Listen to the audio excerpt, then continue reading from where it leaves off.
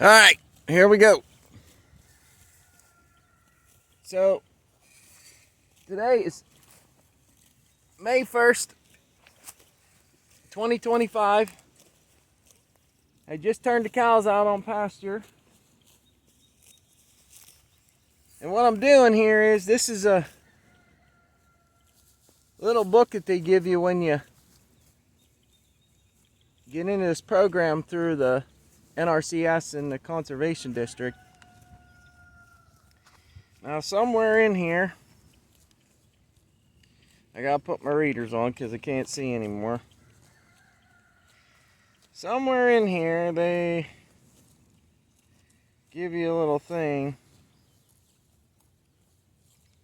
Right here. Okay. So this is actually a really good book. I believe you can go online and email your local office and request one of these, but basically it just tells you what to look for, and like controlling nutrient loss, drought management. Number 1, good fertility management. Number 2, planting mixture of species. Number 3, plant warm season grasses. Number 4, rest. Number 5, leaf area. Stuff like that. It's actually pretty good. So here it has paddock, livestock, date, and forage height. So they want you to do this for one grazing season. So paddock, this is going to be 1 T. Livestock type. Cows. Number 3. I'm not counting the calf. Date in 5/1/25. Forage height. Now, I got my handy dandy tape measure here. This thing's kind of worthless, so that's why I use it sometimes for just stupid stuff. Anyway, so I don't need those anymore. It's a beautiful day. Man, we had a storm come through 2 days ago. It had like 70-mile-an-hour winds. It was crazy. All right, I'm going to lift you up here. Oops. So you can see that grass is actually 24 inches high right there. Well, you come over here.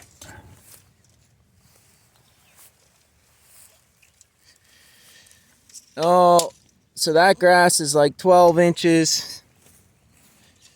12 inches.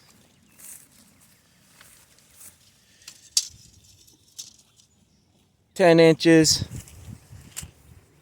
So what I'm shooting for here is, I'm just going to average it out. Come on, stand up straight. So I'm just going to average it out. So I'm going to say forage height 10 inches.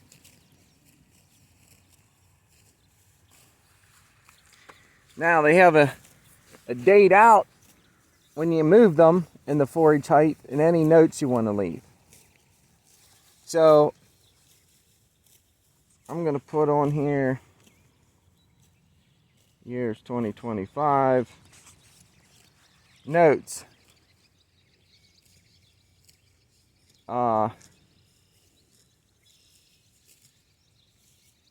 Actually, I'm not even going to put any notes in there.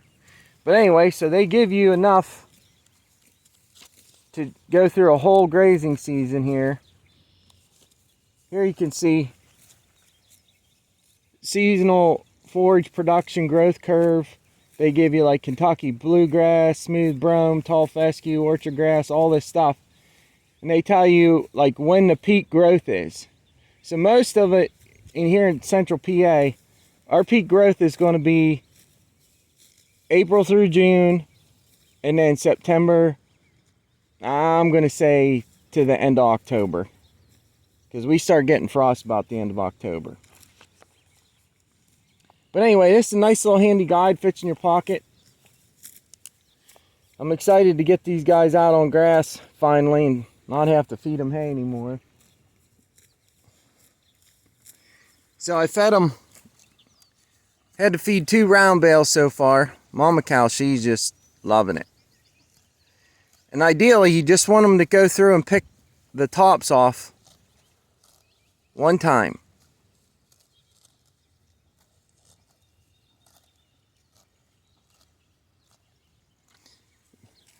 Even the little calf, he's actually eating some grass too. And he's, oh what, he's like three weeks old now.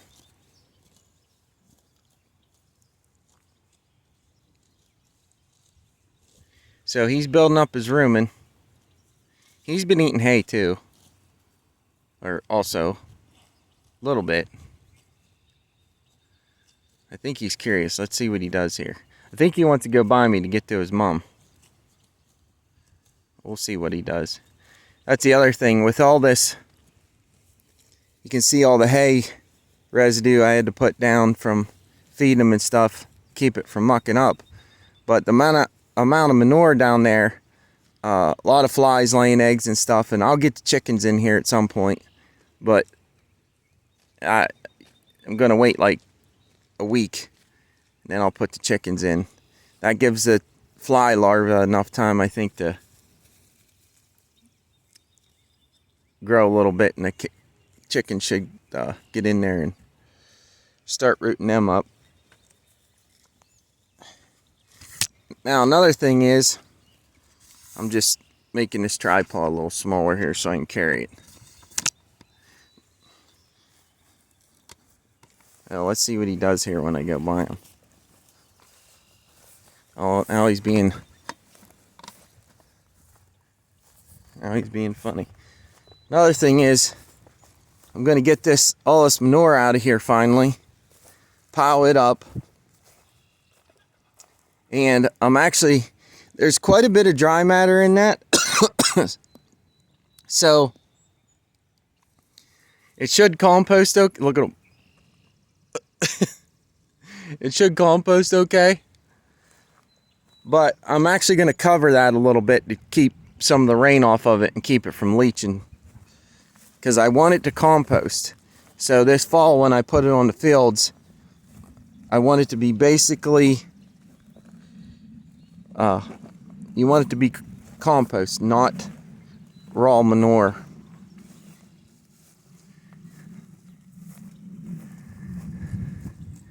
Well, everybody seems pretty happy. Let's see if I can, uh-oh, not sure what I did there. There we go.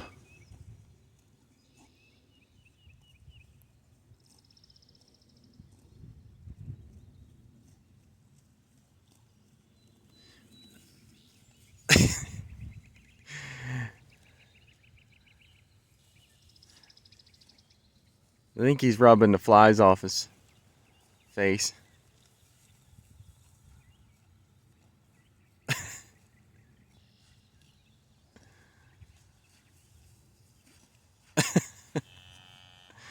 He's just being goofy.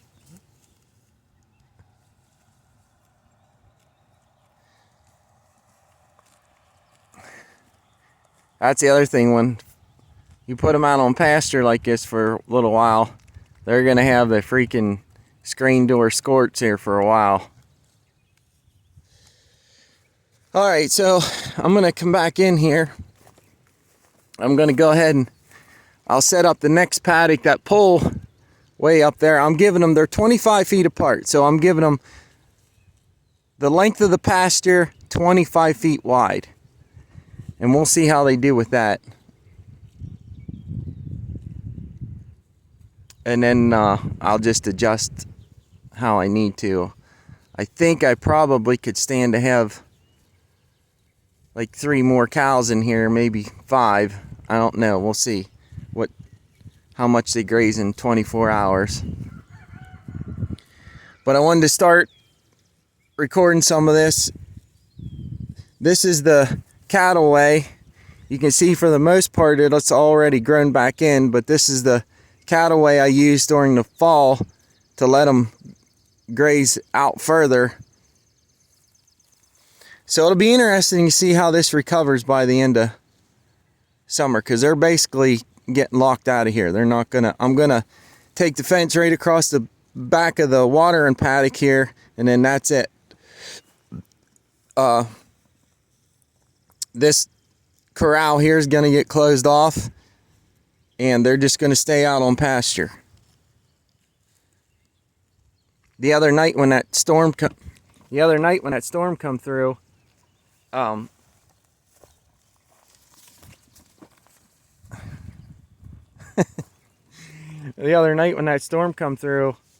I come down after work and they were just laying out here in the rain anyway, so it doesn't bother them. I'm not worried about it.